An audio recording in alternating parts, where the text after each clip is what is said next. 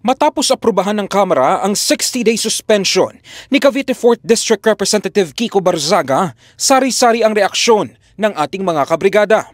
Sa rekomendasyon ng House Committee on Ethics and Privileges, ang naging dahilan ng suspensyon ay ang mga Facebook post na inalarawan ng komite na mapusok, nakakasakit at nakakasira umano sa pangalan at integridad ng buong institusyon. Tama lang yung inano na yan na maano siya, masuspindi siya kung mali naman ang ginagawa niya. Yun din ang pag hindi man niya sa suspindi, gagawin at gagawin pa rin niya yun.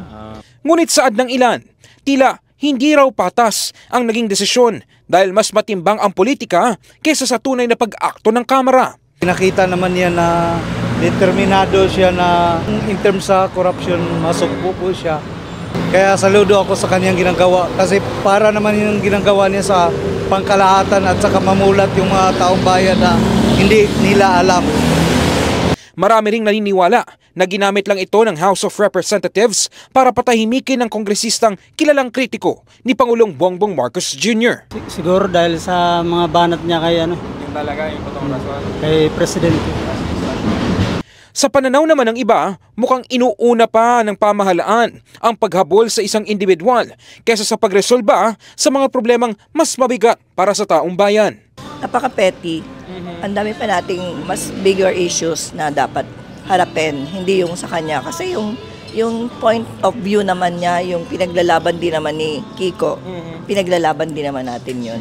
Dapat hindi yung kay Barzaga yung pinagtutuunan ng pansin sa Kongreso. Hindi siya yung big fish doon. Sa kabila nito, tinanggap ni Congressman Barzaga ang suspensyon at nanindigang hindi siya uurong sa laban kontra korupsyon. Itutuloy umano niya ang kanyang advokasya kahit umabot pa sa pagkakakulong o sa kamatayan. In the heart of changing lives, ako, si Brigada Ino Flores ng 105.1 Brigada News FM Manila, The Music and News Authority.